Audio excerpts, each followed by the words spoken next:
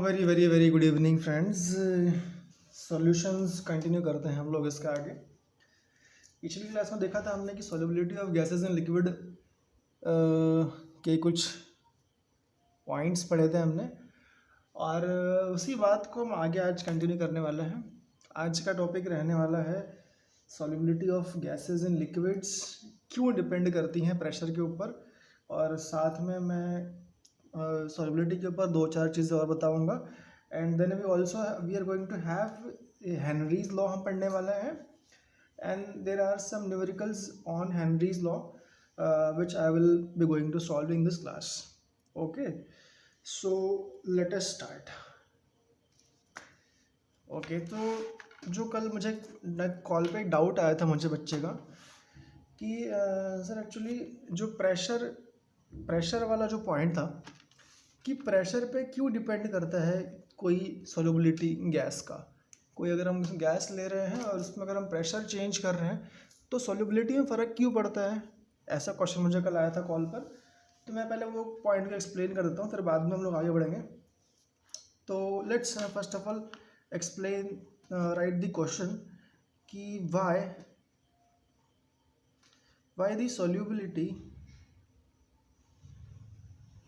why the solubility of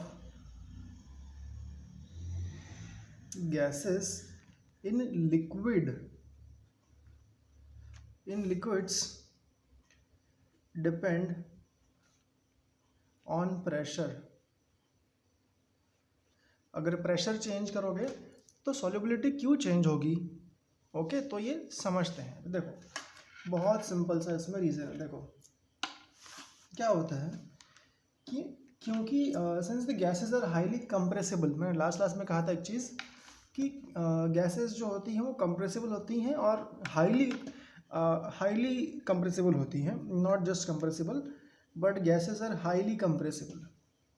and by the idea of highly compressible what I mean कि गैसेस जो हैं उनका वॉल्यूम, आप मान लो कि मैं आपको एक वॉल्यूम दूंगा गैस का, कि गैस से अगर आपको कभी इमेजिन करना होगा तो आप सिंपल एयर जो होता है आपकी जो अगल बगल में हवा है उसको इमेजिन कर सकते हो। आपकी आपके अगल जो हवा होती है उसे आप कंप्रेस कर सकते हो क्या?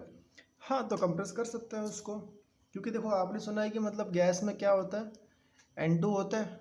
ठीक है, मतलब 79% तो उसमें N2 होता है, ऑलमोस्ट 80% के आसपास। To be exact it is 79% रहता है। अब आपने सुना है कि मतलब कभी कोई लिक्विड N2 भी होता है, कहीं सुना आपने आज तक? कभी सुना होगा ऑलमोस्ट, या फिर सर्च कर लो नहीं सुना हुआ तो। देयर एग्जिस्ट लिक्विड N2 भी एग्जिस्ट करता है। अब क्या होता है कि क्योंकि ये तो गैस फॉर्म में था, इसे कंप्रेस कर दिया आपने, पार्टिकल्स को पास में कर लिया और वो N2 लिक्विड फॉर्म में हो चुका है। अब एक गैस को लिक्विड में कन्वर्ट करने के लिए हमें कंप्रेस करना होता है उसे, तो yes there are highly compressible. अब क्योंकि एक गैस जो है गैस अगर मान लो 10 लीटर की इसका वॉल्यूम होगा, if the volume of gas is 10 litre, तो उसे कंप्रेस करके उसका वॉल्यूम हम जो है 1 लीटर तक लेके आ सकते हैं, ऑलमोस्ट लाइक 10 टाइम्स तक उसे हम कंप्रेस कर सकते हैं। So it is a huge compression. अच्छा, कंप्रेशन का मतलब क्या होगा कि उसमें in compressing volume is going to decrease, volume कम हो जाएगा। ओके, तो since gases are highly compressible as compared to liquid and solids, the solubility is highly influenced by pressure। solubility जो है वो बहुत डिपेंड करती है प्रेशर के ऊपर। जब आप इसको वॉल्यूम कम करोगे तब आप उसका प्रेशर बढ़ाते हो। when you decrease the volume you are actually increasing the pressure। कोई गैस कब दबने वाली है? जब आप उसको एक प्रेशर डालोगे उसके ऊपर तभी गैस दबेगी, तो in that sense. Okay, no as पर अब जैसे ही इसमें एक्सटर्नल प्रेशर बढ़ेगा आपका, as you increase the external pressure the solubility of gases increases at constant temperature. तो जैसे ही आप प्रेशर को बढ़ाओगे सॉल्युबिलिटी जो है वो इंक्रीज करेगी, और साथ में आपको यहाँ पे कांस्टेंट टेम्परेचर मेंटेन करके चलना पड़ेगा। तो ये ऐसी चीज़ थी। अब इसके बाद में एक और कॉन्सेप्ट है जो हमें देखनी चाहिए, दैट इज़ कि सॉल्युबिलिटी ऑफ गैस, मतलब अगर सॉल्युबिलिटी की बात करें तो उसमें क्या चेंज आता है एज पर द टेम्परेचर। अब मान लो कि हमने प्रेशर चेंज कर दिया, प्रेशर चेंज होकर हम देखें कि क्या फ़र्क पड़ता है उसमें।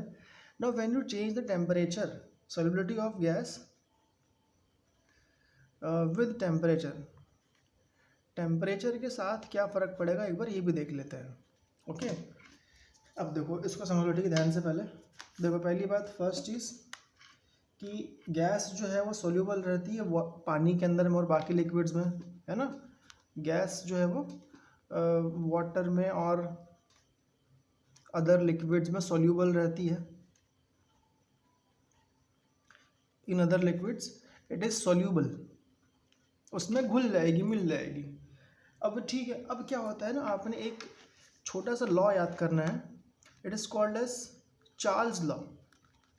चार्ल्स लॉ आप लोग याद कर पा रहे हो बच्चों? चार्ल्स लॉ क्या बोलता है कि volume of a given mass, अगर कोई एक आपके पास में गैस है, एक फिक्स्ड वेट है, फिक्स्ड मास की गैस है, मास यानी क्या होगा वेट। अगर एक गैस का वेट फिक्स रखा है और उसका वॉल्यूम ले लिया आपने।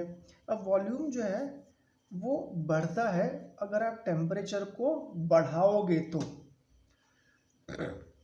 सॉरी क्या बोलता है ये, फॉर अ गैस, एक बार शॉर्ट में हम ये लॉ भी रिवाइज कर लेते हैं। For a gas Charles law क्या बोलता है कि वॉल्यूम जो है वो इंक्रीज करेगा अगर आप टेम्परेचर को इंक्रीज करोगे जब कांस्टेंट प्रेशर कंडीशन मेंटेन हो, ठीक है। और simply you can say that कि volume is proportional directly to the temperature. आपने उसको हीट किया तो वॉल्यूम भी क्या होगा, बढ़ते जाएगा। ओके तो इस तरीके से मतलब वॉल्यूम में फ़र्क पड़ेगा आपके विद टेम्परेचर। अब ये चार्ल्स लॉ की बात हो गई। अब क्योंकि चार्ल्स लॉ ये बोलता है, so what we can say कि तो जो वॉल्यूम होगा गैस का वो बढ़ेगा with the increase in temperature.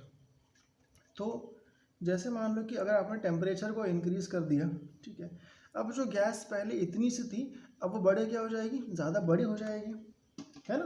पहले गैस का वॉल्यूम कम था, अब गैस का जो वॉल्यूम है वो अपने आप बढ़ चुका है। क्यों? क्योंकि वहाँ पर टेम्परेचर बढ़ रहा है।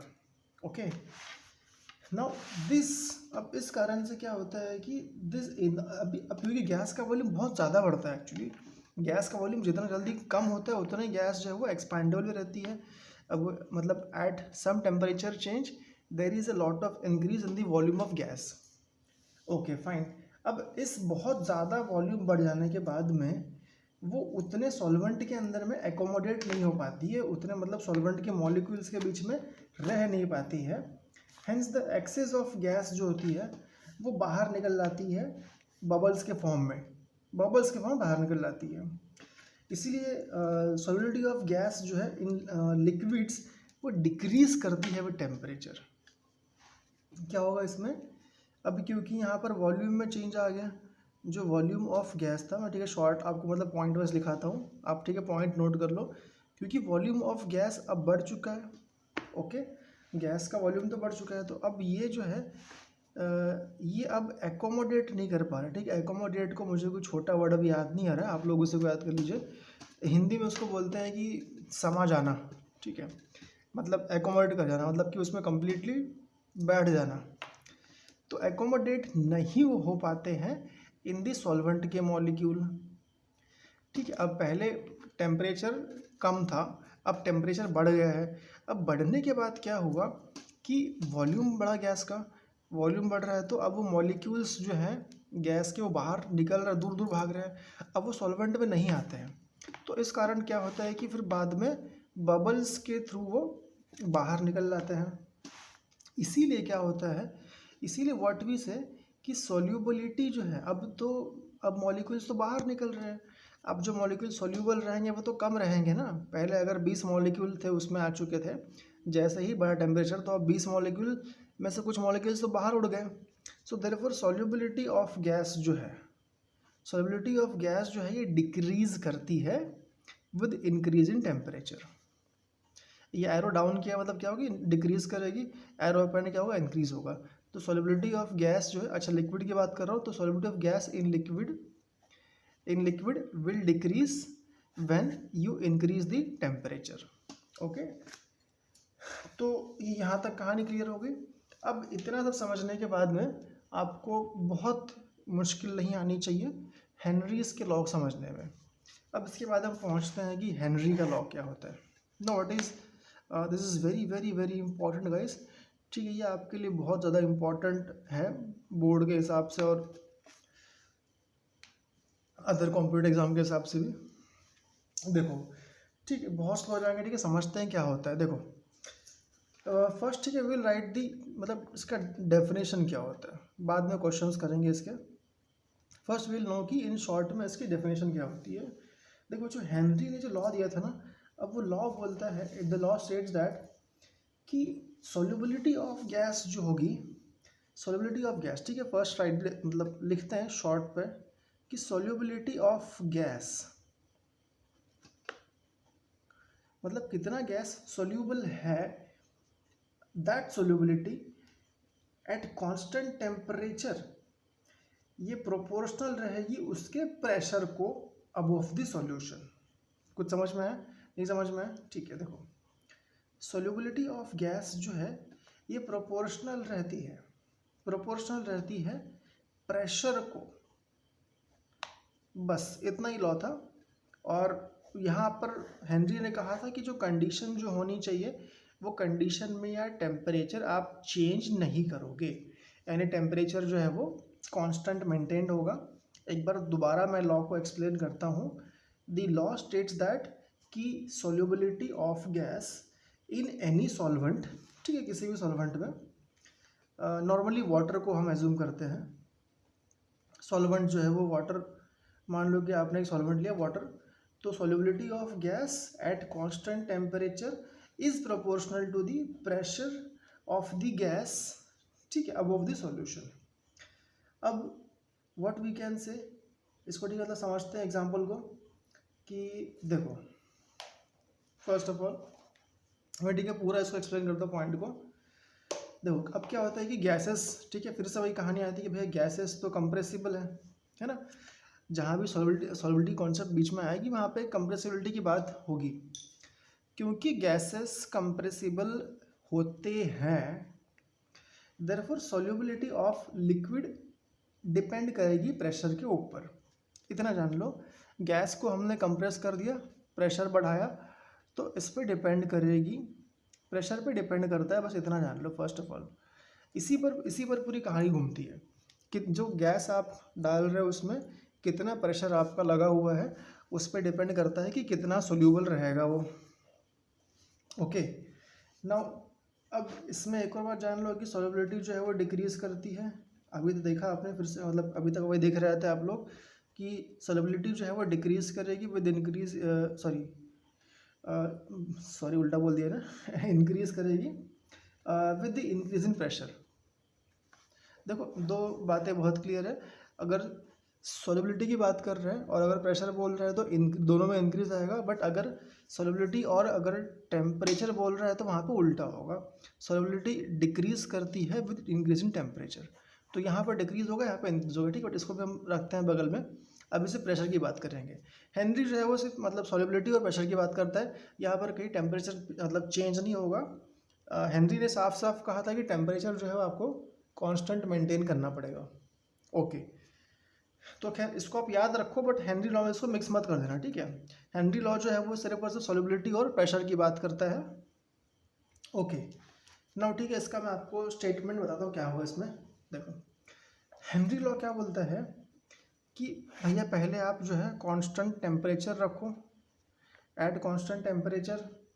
ओके सिंपली एस जो है, एस लिखा है उसने टू सॉल्युबिलिटी, एस का मतलब होता है कि सॉल्युबिलिटी है और पी यानी होता है प्रेशर। एस सॉल्युबिलिटी है और पी प्रेशर है। ओके सॉल्युबिलिटी, सॉरी ज़्यादा खाना हो गया। सॉल्युबिलिटी जो है इसका उसने यूनिट दिया था कि मोल पर डीएम क्यूब होगा, और प्रेशर जो है उसका यूनिट उसने लिया था कि एटमॉस्फेयर में होगा, और can say ATM short form में एटीएम लिखते हैं। अच्छा इसको आगे हमें चलना पड़ेगा नेक्स्ट पेज पे, ऑन द नेक्स्ट पेज खुल रहा है भाई। ओके सो हम स्टेट करते हैं कि बाय हेनरीज लॉ,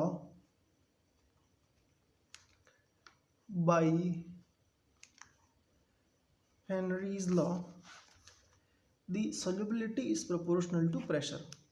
इतना शॉर्ट में हेनरी का लॉ खत्म हो जाता है। अब बाद में क्या हुआ कि हेनरी ने एक यहाँ पे कांस्टेंट इंट्रोड्यूस किया के करके। Henry has remove the proportionality sign and introduced one constant that is K. अब इस के का नाम जो है वो के का नाम होता है हेनरी लॉ कांस्टेंट। इसका नाम ये होता है कि हेनरीज लॉ कांस्टेंट नाम होता है इसका। बस इतना ही हेनरी का लॉ, और कुछ नहीं है। अब मान लो कई बार क्या होता है कि किसी लिक्विड में 2-3 गैसेस जो है वो साथ में डिज़ोल्व हो रही है। कई बार मान लो कि सिंगल एक गैस डिज़ोल्व नहीं होती है। मान लो कि गैस ए भी है, बी भी है और सी भी है, और तीनों किसी एक सॉल्वेंट में डिज़ोल्व हो रही है। तो अब इस कंडीशन में क्या होता है कि अब हर एक जो गैस जो है, एवरी गैस की सोल्यूबिलिटी जो है वो डिपेंड करती है कि कितना उसका पार्शियल प्रेशर होगा। उस गैस का जितना हाई पार्शियल प्रेशर होगा उतना ही उसका सोल्यूबिलिटी भी हाई होगा। सिंपल सी बात है, समझ पा रहे हो। In a single gas you have straight formula, but when you have multiple gases then the solubility of every gas depend on the partial pressure of the individual gases. Okay, अब इसका example एक हाथ देख लेते हैं कोई। ठीक है, एग्जांपल भी कई बार मतलब इसमें एक्सप्लेन करना पड़ता है एग्जाम में अगर आप जाओगे। सॉरी। तो अब यहाँ पर एग्जांपल दिया रहता है, एग्जांपल क्या दो आपको। ठीक है, तो हाँ देखो, मान लो कि कोल्ड ड्रिंक एग्जांपल पकड़ते हैं। लेट सपोज कि आपने, ठीक है, कोल्ड ड्रिंक देखी कई बार। अब कोल्ड ड्रिंक का जो क्या कहते हैं इंडस्ट्रियल नेम जो होता है, in industry cold drink is called as carbonated drink beverage. ये कोल्ड ड्रिंक का इंडस्ट्रियल नेम है और लेकिन से कमर्शियल नेम होता है। तो in case of cold drink मैं कोल्ड ड्रिंक ड्रॉ करूँगा आप लोग के लिए। ठीक है, ऐसा कोल्ड ड्रिंक है। सॉरी ना। अब इस कोल्ड ड्रिंक का जो ढक्का, मतलब इसको हमने फिल किया है। In every cold drink you have CO2 gases. आप जो मतलब एक फिजी इफेक्ट जो देखते हो ना, कई बार क्या होता है कि आप कोल्ड ड्रिंक खोलते हो तो वहाँ पे गैस बाहर निकलती है। It's called as fizzy effect, FIZZY। That fizzy effect is due to the presence of carbon dioxide और CO2 गैस। अब क्या होता है कि जब हमने CO2 को इसमें फिल किया होता है ना, तब वहाँ पर कंडीशन जो है वो होती है हाई प्रेशर की। उसको फिल करते वक्त हमने उसको बहुत ही हाई प्रेशर में फिल किया होता है ना। अबोव द, अब क्या होता है कि जो लिक्विड सरफेस जो है, above the liquid surface there is air and undissolved CO2। अब यहाँ पर अगर मैं जूम करूँ इसको, तो जूम करने में क्या दिखता है कि यहाँ पर लिक्विड है और यहाँ पे कुछ CO2 जो है वो फंसा हुआ है। नाउ दिस CO2, ये CO2 जो है, अब क्योंकि प्रेशर बहुत हाई रहता है तो अमाउंट ऑफ CO2 जो है वो ज़्यादा होगा इसमें, जो डिज़ोल्व हो जाएगा। अब CO2 यहाँ से आ रहा था, तो जैसे ही आपने हाई प्रेशर लगा दिया तो यहाँ से ऑलमोस्ट CO2 पूरा का पूरा इसमें डिज़ोल्व हो जाएगा क्योंकि बहुत हाई प्रेशर था। बट जैसे ही प्रेशर कम होगा, ढक्कन आप खोलोगे तो अब डिज़ोल्व होना कम हो जाएगा। बात समझ पा रहे हो। जब डिज़ोल्व किया तब प्रेशर हाई था और तब इसमें ऑलमोस्ट पूरा CO2 मिल चुका था। बट ढक्कन जैसे ही खोला गया तो प्रेशर तो अभी कम हो गया ना, क्योंकि हमने प्रेशर जस्ट बहुत हाई किया था और ढक्कन लगाया था उसका, गैस को बाहर निकलने दिया नहीं हमने। बट ढक्कन जैसे खुलेगा तो वहाँ प्रेशर कम हो जाएगा और तुरंत CO2 वहाँ से बाहर निकलना शुरू हो जाएगा। तो ये एग्जाम्पल होता है हेनरी के लॉ का। ओके, तो हेनरीज लॉ का ये एग्जाम्पल होता है। कई बार मतलब एग्जाम पे आप लिख के आ सकते हो। अब यहाँ पर ठीक है, अब इसमें कई बार क्या होता है ना कि कुछ क्वेश्चन ट्रिकी पूछ लेते हैं। ठीक है, there are some questions tricky which are asked in examination. कि भैया मान लो मैंने एक क्या कहते हैं, मैंने एक गैस लिया। ठीक है, अब मैंने उस गैस में एडिशन ऑफ सॉल्ट कर दिया है। When you add some salt, मान लो कि मतलब कि नमक डाल रहे हो आप। अब नमक डालने का सॉल्युबिलिटी पे क्या फ़र्क पड़ेगा, क्या इफेक्ट होगा, ये पूछते हैं कई बार। मतलब ऐसा क्वेश्चन पूछता है ट्रिकीली कि भाई क्या फ़र्क पड़ेगा अगर आप सॉल्ट को ऐड कर दो तो अब देखो समझते हैं कि इसमें क्या होगा। देखो बच्चों, क्या होता है कि सॉल्ट जो है ना, ठीक है, salt is more soluble in water. Salt is more soluble. आपने नमक डाल रहे हो, ठीक है, नमक देखा है आपने, अपने आप मिल जाता है उसमें कभी, है ना। कई बार ऐसा होता है कि नमक आप डाला आपने और अपने आप मिल गया, बट गैस को आपको उसमें मिक्स करना पड़ता है। Gas is somewhat more difficult to dissolve than a salt. तो सॉल्ट जो है वो मोर सोल्यूबल है, ठीक है, when compare to, as if you compare with gas. तो पहली बात तो ये जान लो कि भैया सॉल्ट जो है वो डिज़ोल्व ज़्यादा सोल्यूबल है गैस में ना। अब डिज़ोल्व्ड गैस मॉलिक्यूल जो है, अब मान लो कि जो मॉलिक्यूल्स आपने जो मतलब मॉलिक्यूल्स यहाँ पर डिज़ोल्व कर दिए इसमें गैस के, अब इन मॉलिक्यूल्स के पास में काइनेटिक एनर्जी है, they have some energy and they are like moving, वो मूव कर रहे हैं उस लिक्विड के अंदर में। देखो समझते हैं, डिज़ोल्व्ड, कुछ डिज़ोल्व्ड के गैस कुछ डिज़ोल्व्ड गैस मॉलिक्यूल्स थे यहाँ पे। अब इन डिज़ोल्व्ड गैस मॉलिक्यूल्स में there is some kinetic energy.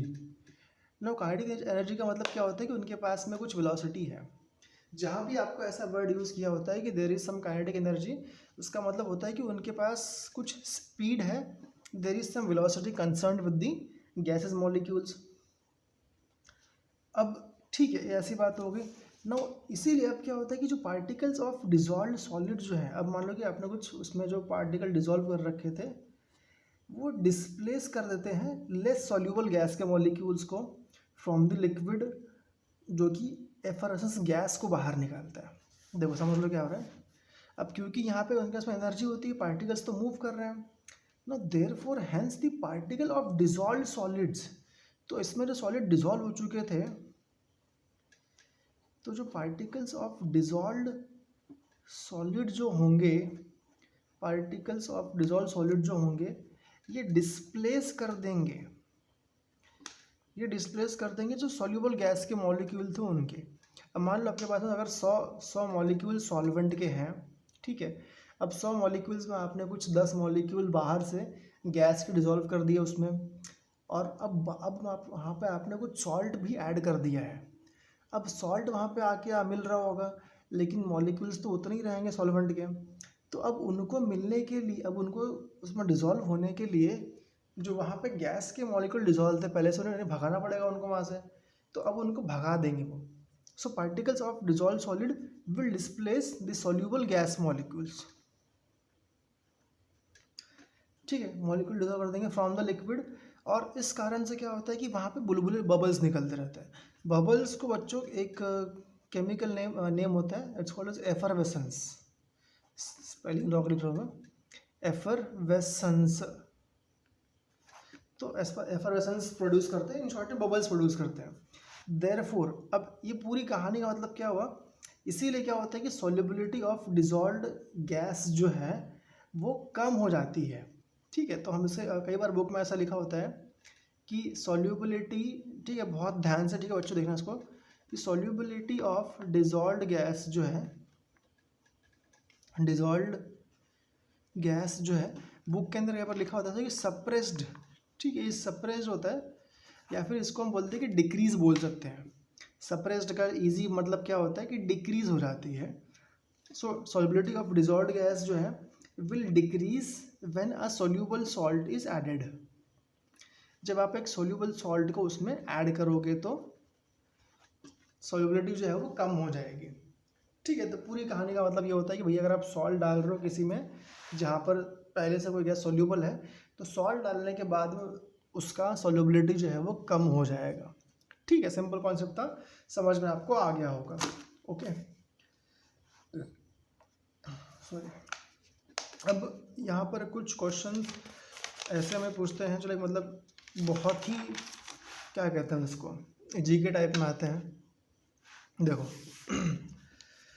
हाँ, एक क्वेश्चन पूछते हैं कई बार एग्जाम में कि ऑक्सीजन गैस जो है, ठीक है, ऑक्सीजन गैस जो होती है, अब ये गैस जो है ये सॉल्यूबल होती है इन वाटर, लेकिन यहाँ पर सॉल्यूबल क्या होगी, लेस होगी। Here it is less soluble, less word use करना चाहिए ना, बट यही ऑक्सीजन गैस जो है ना ये मोर सॉल्यूबल है ब्लड में। इसका रीज़न क्या होता है, समझे क्या बोला मैंने? ऑक्सीजन गैस जो है ये पानी के अंदर में कम सॉल्यूबल रहती है, उतना नहीं मिल पाती है। कई बार ऐसा बोलते हैं कि स्लाइटली सॉल्यूबल रहती है, वेरी स्लाइटली, मतलब बहुत कम सॉल्यूबल रहती है, और in simple language less soluble रहती है, ऐसा बोलते हैं। और इट इज़ ऑल्सो ऐसा बोलते हैं कि ऑक्सीजन गैस जो है वो बहुत, it is more soluble in the blood. इसका रीज़न क्या होता है, ठीक है? तो बच्चों क्या होता है ना, इसके लिए आपने थोड़ा सा आपको मतलब नॉलेज चाहिए जनरली। तो क्या होता है कि देयर इज़ वन, एक वाइटल कंपाउंड रहता है, there is one vital constituent of blood, blood में कॉन्स्टिट्यूएंट, ठीक है? तो ब्लड में क्या होता है ना, एक बहुत इंपॉर्टेंट कंपाउंड रहता है, that compound is called as haemoglobin. अब जिनको मतलब बायो होगा उन लोगों को पता होगा कि हीमोग्लोबिन जो है वो एक आयरन कॉम्प्लेक्स रहता है। नाउ दिस हीमोग्लोबिन जो है ना एक्चुअली ये ब्लड में रहता है, जो रिस्पॉन्सिबल है कि ज़्यादा ऑक्सीजन को इसमें डिजोल्व करवा दे। तो हीमोग्लोबिन जो है this reacts with oxygen, this oxygen and it will form a complex. तो एक कॉम्प्लेक्स कंपाउंड फॉर्म कर लेता है जो ऑक्सीजन को एकदम एब्जॉर्ब कर लेगा, ठीक है? तो इस कारण से क्या होता है कि जो सॉल्युबिलिटी ऑफ ऑक्सीजन जो है वो बढ़ जाती है इन दी ब्लड। तो इसीलिए क्या होता है कि ऑक्सीजन गैस पानी में सॉल्यूबल कम रहती है और in the blood it is more soluble, ठीक है? ओके, तो इसको हम कई बार लिखते हैं ऐसे है रिएक्शन के फॉर्म में कि आपने हीमोग्लोबिन लिया और इसके पास से आपने ऑक्सीजन गैस के मॉलिक्यूल पास किए, 4O2 पास किया आपने।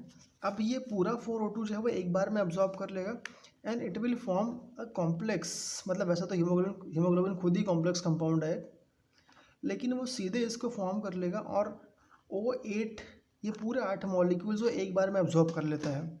तो इस तरीके से मतलब उसका रिजर्प्शन पावर काफ़ी अच्छा होता है। देयरफॉर इसीलिए क्या होता है ना कि अपने पास मतलब अगर आपके खून के अंदर में, अगर आपके लंग्स के पास से जब खून पास होता है तो वो ऑक्सीजन को ले के बाहर निकलता है ना, ऐसा बोलता कई बार। So therefore that is called as oxygenated blood. इस प्रोसेस को हम बोलते हैं ऑक्सीजनेशन ऑफ ब्लड, मतलब खून में ऑक्सीजन का मिलना, और ये पूरे बॉडी में फैलता है आपके। और इसीलिए क्या होता है कि हम कई बार हीमोग्लोबिन को हम ऐसा बोलते हैं कि it is called as oxygen carrier also. Therefore sometimes haemoglobin is called as oxygen carrier also, ठीक है? समझ में आ गया? तो इसीलिए क्या होता है कि oxygen gas is more soluble in the blood and it is less soluble in the water, okay? तो ये भी अगर पूछते हैं एग्जांपल कि मतलब यहाँ पर भी, क्योंकि यहाँ पर O2 गैस है और ब्लड तो आपका लिक्विड है, तो यहाँ पर जो सॉल्युबिलिटी है वो क्यों बढ़ रही है? बिकॉज एक कंपाउंड था आपके ब्लड के अंदर में, that's called as haemoglobin, which absorbs oxygen molecule and forms a complex having 8 atom of oxygen which it has absorbed from your lungs, and this is called as oxygenation of blood। और कई बार इसमें haemoglobin को हम बोलते हैं as the oxygen carrier, ठीक है? Okay, तो अब इसमें और क्या पूछ सकते हैं, ठीक है? देखो इसमें एक और कॉन्सेप्ट मतलब कुछ सवाल पूछ सकते हैं कि units of what you can से हेनरी कांस्टेंट जो होता है ना, हेनरी लॉ कांस्टेंट, तो units of Henry law constant भी कई बार निकालने को बोलते हैं, हेनरी लॉ, तो कई बार इसका यूनिट्स निकालने को बोलते हैं, ठीक है? तो आपको पता है कि हेनरी लॉ क्या होता है कि S प्रोपोर्शनल टू P होता है।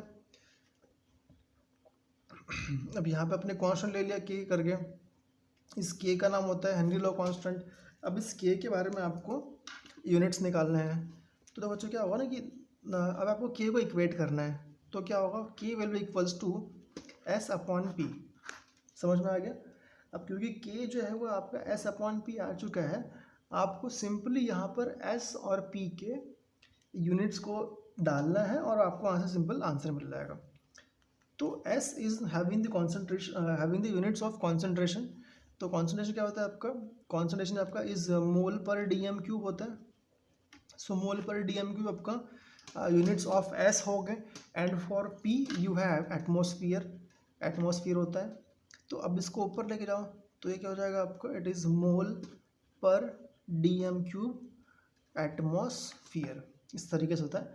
और कई बार इसको ऐसे भी लिखा होता है कि मोल डीएम की पावर -3 और एटमॉस्फेयर की पावर -1, ठीक है, ऐसे भी कई बार लिखा होता है।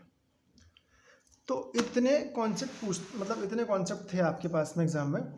अब ये ख़त्म हो चुका है, इसके बाद हम एक और कुछ मतलब कुछ क्वेश्चन देख लेते हैं यहाँ पे। There are some question which will सी।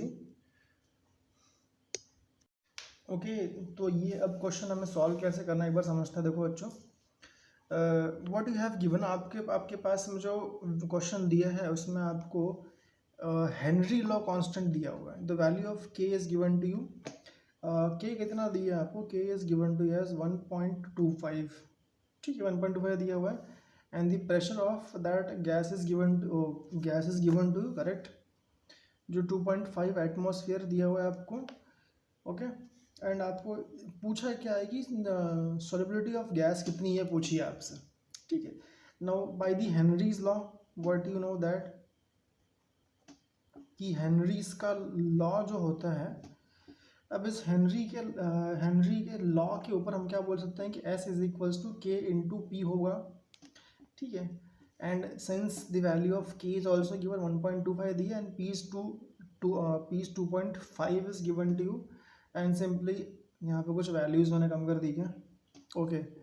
तो ये आपको 10⁻³ दिया था, के इस 1.25 10⁻³ वो दिया आपको, और यहाँ पर साथ में 10⁻³ आ जाएगा। So this will become as 3.125 10⁻³ हो जाएगा। So and unit of solubility is mole per dm cube. So therefore we will have S is equals to 3.125 10⁻³ mole per dm cube होगा। तो इस तरीके से you can find the value of solubility. Okay, now one more question देखते हैं, एक बार अपन try करते हैं यहाँ पे। Okay, there is one more question guys which we can do. हाँ, तो ये हम क्वेश्चन सॉल्व करते हैं। क्वेश्चन नंबर 2 देखते हैं। अभी क्वेश्चन नंबर 2 क्या बोल रहा है कि सॉल्युबिलिटी ऑफ, ठीक है, ऑक्सीजन जो है वो आपको दे रखी है यहाँ पे सॉल्युबिलिटी, ठीक है, मानते हैं इसको S1 बोलते हैं, बिकॉज यहाँ पर दो कंडीशंस दे रखी हैं। पहली बार तो यहाँ पे S1 लेते हैं, बाद में S2 लेते हैं। But guys you have to notice one very main thing here, कि क्योंकि यहाँ पे दोनों केस में जो गैस है वो ऑक्सीजन ही है। In both cases the gas is same, दोनों सेम गैस रहेगा। तो until unless the gas is same, the value of Henry constant is also remain to be constant। अगर आपके पास दोनों केसेस में अगर गैस सेम है तो हेनरी कांस्टेंट का वैल्यू क्या होगा, सेम रहेगा। सो चलो मानते हैं कि ठीक है, पहली बार जब S था आपका, S1 था, तो यहाँ पर ठीक है K इंटू P1 था, ऐसा मान लेते हैं, ठीक है। और मान लो कि जब आपका सेकेंड केस था, जब मतलब कुछ प्रेशर चेंज किया आपने, तो उसमें गैस कुछ और डिज़ोल्व हुई, गैस उसमें और ज़्यादा डिज़ोल्व हुई, तो S2 मान लेते हैं कि S2 equals to K into P2 हो जाएगा। दोनों केस में गैस सेम था तो K is going to be constant, दोनों डिवाइड कर दो तो S1/S2 मिल जाएगा आपको। Then you will get P1/P2, simply is that, ठीक है। आपको सब कुछ दिया हुआ है, आपको निकालना क्या है, तो S2 निकालना है, सिंपल निकालो, S2 को उधर भेज दो, ये हो जाएगा S1 इंटू P2/P1 हो जाएगा। And you are given the value of S2 as 2.6 10⁻³ दिया है ना आपको, ठीक है। और फिर मल्टीप्लाई कर दो इसको 8.4 से और /2 कर दो, and then you will get the answer as 1.092 10⁻²। ऐसा कुछ आपको आंसर मिल जाएगा मोल पर डीएम